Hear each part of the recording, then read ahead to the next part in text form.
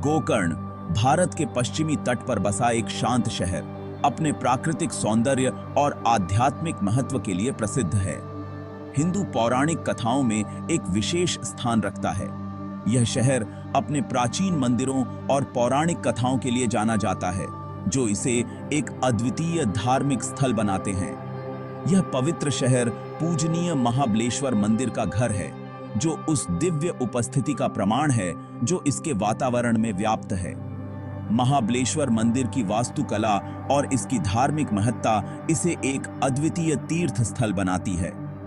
भगवान शिव को समर्पित यह मंदिर 12 ज्योतिर्लिंग मंदिरों में से एक है, जो इसे दुनिया भर के भक्तों के लिए एक महत्वपूर्ण तीर्थ स्थल बनाता है। यहां आने वाले श्रद्धालु भगवान शिव की कृपा और आशीर्वाद प्राप्त करने की आशा में आते हैं। मंदिर की उत्पत्ति का पता प्राचीन वैदिक काल से लगाया जा सकता है, जो इसे और भी महत्वपूर्ण बनाता है। वैदिक काल की धार्मिक और सांस्कृतिक धरोहर यहां स्पष्ट रूप से देखी जा सकती है। इसकी किंवदंतियां रामायण और महाभारत के साथ गहराई से जुड़ी हुई हैं। इन महाकाव्यों की कहानियां और पात्र यहां के मंदिरों की दीवारों पर उकेरे गए हैं, जो इसकी ऐतिहासिक और धार्मिक महत्ता को और बढ़ाते हैं। गोकर्ण की हवा में आध्यात्मिकता व्याप्त है, जिसमें किनारे से टकराती लहरों की लयबद्ध आवाज सृजन और विनाश के शाश्वत चक्र की निरंतर याद दिलाती है। यहाँ का शांत वातावरण और प्राकृतिक सौंदर्य मन को शांति और सुकून प्रदान करता है। हर साल हजारों तीर्थयात्री भगवान शिव से सांत्वना और आशीर्वाद की तलाश में इस पवित्र शहर में आते हैं। गोकर्ण का यह पवित्र स्थल श्रद्धालुओं के लिए एक महत्वपूर्ण धार्मिक और आध्यात्मिक केंद्र है, जहां वे अपनी आस्था को और मजबूत करते हैं। महाबलेश्वर मंदिर के केंद्र में आत्मलिंग है, जो भगवान शिव का एक अनूठा प्रतिनिधित्व है। अन्य शिवलिंगों के विपरीत आत्मलिंग को दिव्य का मूल अछूता रूप माना जाता है, जो विशाल आध्यात्मिक ऊर्जा विकीर्ण करता है। किंवदंती है कि आत्मलिंग रावण, लंका के राक्षस राजा को स्वयं भगवान शिव ने भेंट किया था। शिव का परम भक्त रावण ने भगवान को प्रसन्न करने के लिए घोर तपस्या की। उसकी भक्ति से प्रसन्न होकर शिव ने उसे आत्मलिंग प्रदान किया, इस शर्त के साथ कि इसे जमीन पर नहीं रखा जाना चाहिए। हालांकि भगवान गणेश द्वारा छल्ले जाने पर रावण ने आत्मलिंग को गोकर्ण में रख दिया, जहां यह आज भी विराजमान है। सदियों से महाबलेश्वर मंदिर रहस्य के आभामंडल में डूबा हुआ है। यह मंदिर न केवल अपनी प्राचीन वास्तुकला के लिए प्रसिद्ध है, बल्कि इसके चारों ओर फैले रहस्यमय कहानियों के लिए भी जाना जाता है। मंदिर से जुड़े सबसे दिलचस्प दावों में से एक आत्मलिंग के चारों ओर एक मजबूत चुंबकीय क्षेत्र की उपस्थिति है। यह चुंबकीय क्षेत्र इतना शक्तिशाली है कि इसे महसूस करने के लिए दूर दूर से लोग आते हैं। तीर्थयात्रियों और आगंतुकों ने गर्भगृह की ओर एक अजीब सी खिंचाव का अनुभव करने की सूचना दी है, जो उन्हें आत्मलिंग के करीब खींचता है। यह खिंचाव इतना वास्तविक है कि इसे नकारा नहीं जा सकता। एक ऐसी अनुभूति जो पारंपरिक व्याख्या को चुनौती देती है। यह अनूही अनुभव भक्तों के मन में एक गहरी श्रद्धा और विस्मय उत्पन्न करता है। कुछ का मानना है कि यह चुंबकीय खिंचाव स्वयं आत्मलिंग की अनूठी संरचना के कारण है। आत्मलिंग की यह संरचना इसे अन्य शिवलिंगों से अलग बनाती है। किंवदंतियां कहती हैं कि लिंग एक ऐसी खगोलीय सामग्री से बना है जो मानव जाति के लिए अज्ञात है, जो शक्तिशाली ऊर्जा उत्सर्जित करने में सक्षम है। यह सामग्री इतनी दुर्लभ है कि इसके बारे में बहुत कम जानकारी उपलब्ध है। अन्य लोग इसे एक भूमिगत ऊर्जा भंवर की उपस्थिति का श्रेय देते हैं, जो मंदिर के नीचे गहराई में स्थित है। यह ऊर्जा भंवर मंदिर के स्थान को और भी रहस्यमय बनाता है, जो ब्रह्मांडीय ऊर्जा का एक घूमता हुआ द्रव्यमान है जो मंदिर के स्थान पर मिलती है। यह ब्रह्मांडीय ऊर्जा मंदिर के वातावरण को और भी दिव्य और अलौकिक बनाती है। महाबलेश्वर मंदिर में एक चुंबकीय क्षेत्र के दावों ने कई सिद्धांतों और अटकलों को जन्म दिया है।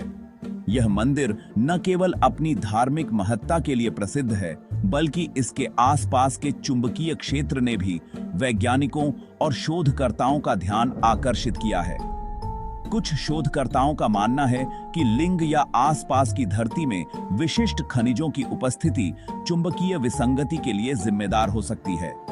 इन खनिजों में लौह अयस्क और अन्य चुंबकीय पदार्थ शामिल हैं, जो चुंबकीय क्षेत्र को प्रभावित कर सकते हैं। लौह अयस्क और अन्य चुंबकीय पदार्थों से समृद्ध इस क्षेत्र का भूविज्ञान इस सिद्धांत को बल देता है। यह क्षेत्र भूवैज्ञानिक दृष्टि से अत्यंत महत्वपूर्ण है और इसके खनिज संसाधन मंदिर के चुंबकीय गुणों को समझने में मदद कर सकते हैं।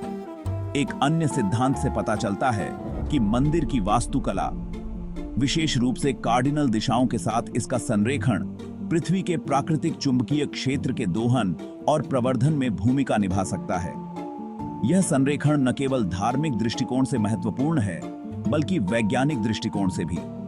प्राचीन भारतीय वास्तुकला में अक्सर वास्तुशास्त्र के सिद्धांतों को शामिल किया जाता था, जो वास्तुकला की एक पारंपरिक प्रणाली है जो ऊर्जा के सामंजस्यपूर्ण प्रवाह पर जोर देती है। वास्तुशास्त्र के इन सिद्धांतों का पालन करते हुए महाबलेश्वर मंदिर की संरचना को इस प्रकार से डिजाइन किया गया है कि यह न केवल धार्मिक और सांस्कृतिक महत्व रखता है, बल्कि वैज्ञानिक दृष्टिकोण से भी महत्वपूर्ण है। भाग 5, विश्वास की शक्ति, अनुभव और साक्ष्य। जबकि वैज्ञानिक स्पष्टीकरण मायावी बने हुए हैं, आत्मलिंग की चुंबकीय शक्ति में विश्वास भक्तों के दिलों में गहराई से समाया हुआ है। कई आगंतुकों का दावा है कि उन्होंने मंदिर के आसपास के क्षेत्र में कई तरह की संवेदनाओं का अनुभव किया है। उनकी हथेलियों में झुनझुनी सनसनी से लेकर जमीन से ऊपर उठने की भावना तक। ये अनुभव, जिन्हें अक्सर आत्मलिंग की दिव्य ऊर्जा के लिए जिम्मेदार ठहराया जाता है, मंदिर की आध्यात्मिक शक्ति के प्रमाण के रूप में देखे जाते हैं। कई लोगों के लिए वैज्ञानिक व्याख्या विश्वास की शक्ति और मानवीय समझ से परे किसी चीज में विश्वास के लिए एक बैकसीट लेती है। भाग 6, सत्य की तलाश, वैज्ञानिक जांच और संदेह। असंख्य दावों और उपाख्यानात्मक साक्ष्यों के बावजूद महाबलेश्वर मंदिर में एक मापने योग्य चुंबकीय क्षेत्र का अस्तित्व वैज्ञानिक रूप से असत्यापित है। संशयवादियों का तर्क है कि रिपोर्ट की गई संवेदनाओं को मनोवैज्ञानिक कारकों के लिए जिम्मेदार ठहराया जा सकता है, जैसे कि सुझाव की शक्ति या प्लेसिबो प्रभाव। इस मामले की वैज्ञानिक जांच से अनिर्णायक परिणाम सामने आए हैं। कुछ अध्ययनों में चुंबकीय क्षेत्र में मामूली उतार चढ़ाव की सूचना मिली है, जबकि अन्य को आदर्श से कोई महत्वपूर्ण विचलन नहीं मिला है। ठोस सबूतों की कमी ने बहस को हवा दी है, जिससे आत्मलिंग के चुंबकीय रहस्य का प्रश्न अनुत्तरित रह गया है।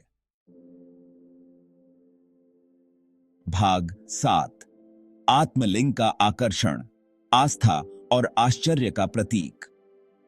चाहे वैज्ञानिक वास्तविकता हो या आस्था का विषय, आत्मलिंग महाबलेश्वर मंदिर आने वाले सभी लोगों की कल्पना को मोहित करता रहता है।